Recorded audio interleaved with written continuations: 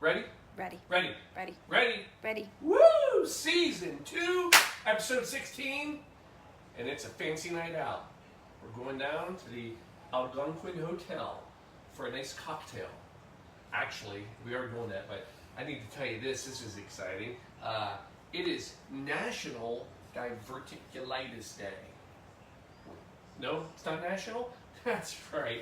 It's just Paul has Diverticulitis Day today. So that was a fun thing. So I don't know, if you go back and watch the Sunday episode, you may notice some limping and a possible tear in one of my eyes as I was doing the show because it hurts. But you know what? A little trip to the ER and find out what you got. Bing, bang, boom.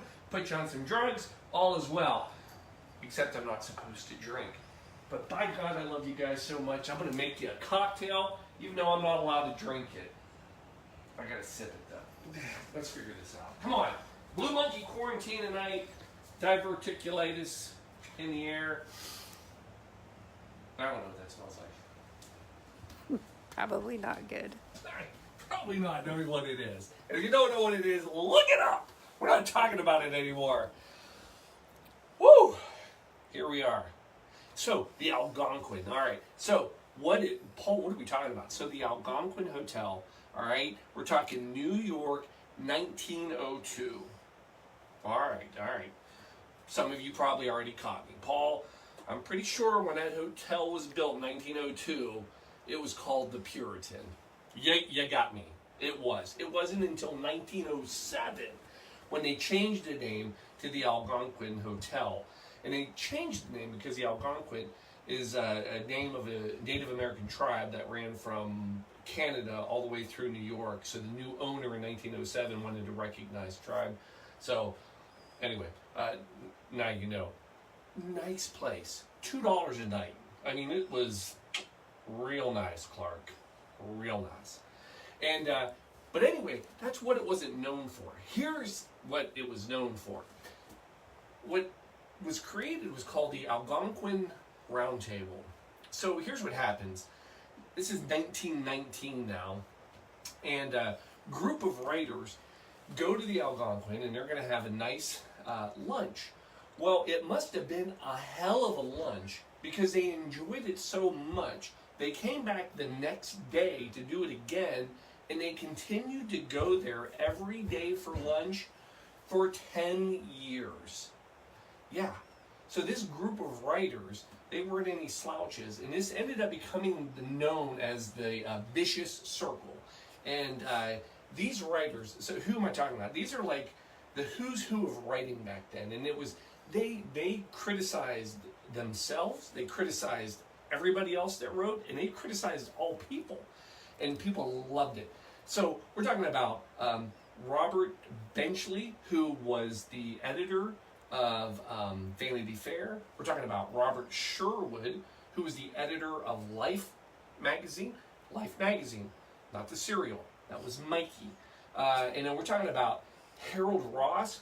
Here's a great one, Harold Ross. All right. So who's this guy? Well, he's one of these writers, and so one of the nights, because they just don't drink lunch and all day, they play poker at night. The same group of folks. Well, he wins big one night at poker. What's he do with all the money he wins?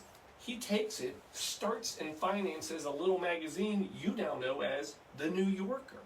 So, and then, here's my favorite person from the party, Dorothy Parker. God bless it, I would have loved to run with her.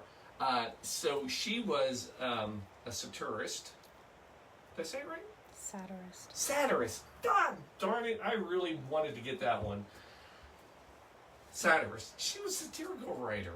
Anyway, she wrote some stuff that you all have probably heard and just never known who it was. I'll give you some examples of some of the things she wrote. She wrote men don't make passes with girls who wear glasses. That was her. Other one she wrote, drink one, was I'd rather have a bottle in front of me than a frontal lobotomy. That was her. And then for all my deaf friends out there, she always used to say what would be really fun when she died is to be able to tell everybody to excuse my dust. And fittingly, that is on her tombstone, her headstone. It says, excuse my dust. So anyway, those are our folks. Now you know all about the Algonquin Hotel, now the cocktail. For God's sakes, Paul, the cocktail. Well, here's the thing.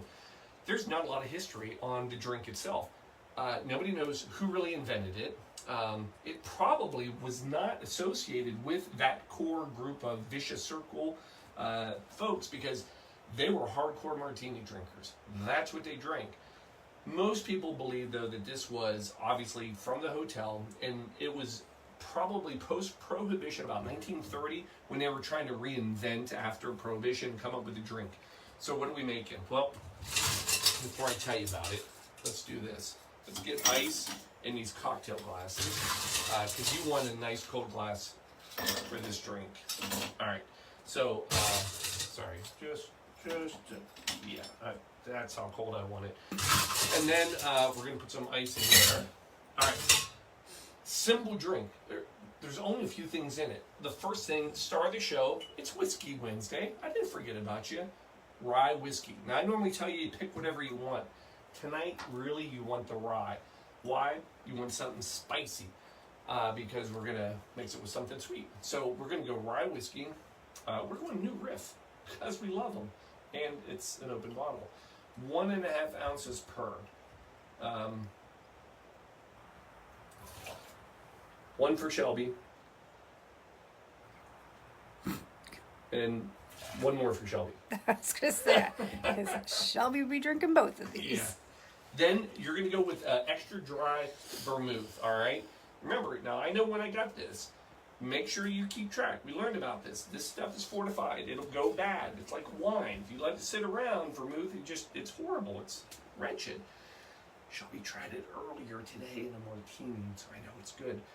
You're going to go 3/4 ounce per.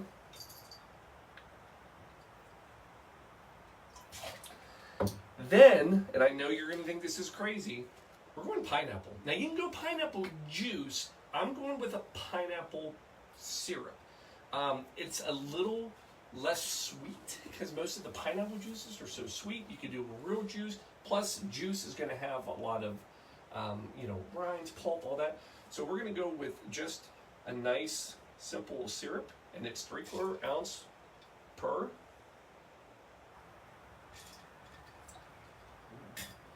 All right. Peychaud's bitters, not Angostura, not orange. Peychaud. You're just going to do 1 dash per. I know that looked like 3, but the first one didn't come out. And you want that because that's got a little bit of spice to it as well. And then the last thing you're going to do, and I'll be darned it, I looked. Dorothy Parker did not have a quote. Oh, Molly's in. Did not have a quote for this, and I'm going to do some more deep dive. But in my 8 minutes, I can't believe Dorothy Parker never had a comment about emergency. Emergency, thank you again for not sponsoring us, not only through this show, but through my apparent diverticulitis. So while this will keep away coronavirus, it does not keep away. Or does it? I skipped it one time. I skipped my dose in West Virginia, and look what happened. Emergency, you're back on my list. I love you. For goodness sakes, folks, don't skip. We're going to put a little bit of that in there. Now, not a shake drink. You're coming in on this one, and you're going to stir it, all right? Why are we stirring? Paul, I'm pretty sure you told me when you had fruit, you always shake. Now, it's true, and this is the exception to the rule. So this is one of the drinks that even if you were going to use juice or syrup, you would come back in and you're going to just stir.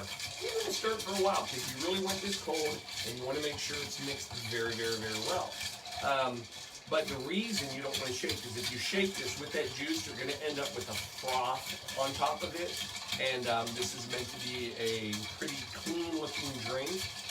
So, again, we're having fun. Just talk. Here, put the cat on camera for a few seconds. We'll give you 10 seconds of cat. while I stir. Just to give you perspective, the cat is balancing on my leg. Single leg. And there you go. 10 seconds of cat, and done. Then, ice out of your beautiful cocktail glasses. Those are cold to the touch. Come in. We're going to strain these.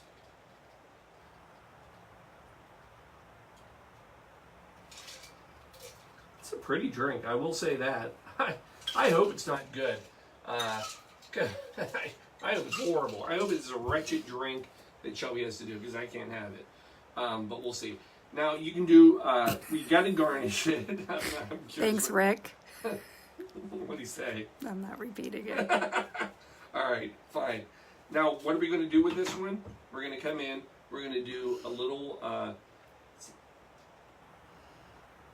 I hope it doesn't taste twist. wretched if I have to drink both of them. I know. We're just going to put that little twist in there, and give it a little, and then give it a little this, do one of these, drop it in. Now, I am going to try it. I know. My doctor does not follow me on this show, so he'll never know. It smells amazing. And I know you got to be sitting there thinking, whiskey and pineapple? I mean, it sounds just ridiculous, but... Oh, no, just kidding. Just the first time. Freaking delicious. That is a great little whiskey drink. I'm telling you, you feel the spice, taste the spice right away, with the rye, with the pechos, and then, but it's mellowed out with that sweetness of the pineapple. It's fantastic. Great, great little drink. Last thing I'll tell you to think about. Actually, I'm going to give 2 notes, and actually this is specifically, it's to everybody, but I got to share them because of Max, our son. And 2 things Max would love about the Algonquin Hotel. One, they always have a resident cat. Since 1902, they have always had one cat that has lived on the premises, free to roam everywhere. Current cat, Matilda. I think it's Matilda the second.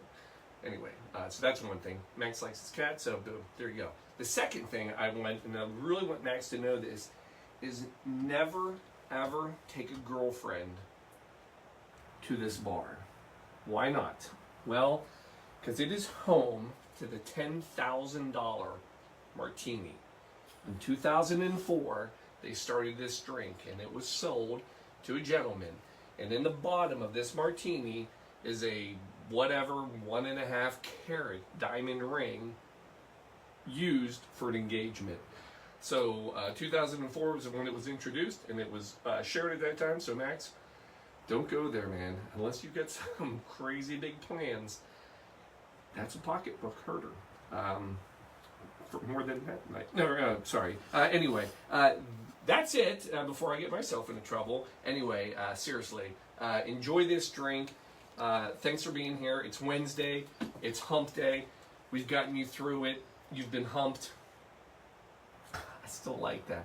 And we will see you Sunday. Enjoy your Algonquin drink, cocktail, quarantine style. Have fun with it. I'm going to go nurse myself back to health. So apparently for 2 weeks, all these drugs I'm on, I'm not allowed to have any alcohol. So we'll see how this works. Anyway, love you all. We'll see how angry I get over the next 2 weeks. Chink. Cheers to you all. We will see you soon. Love you. Good night.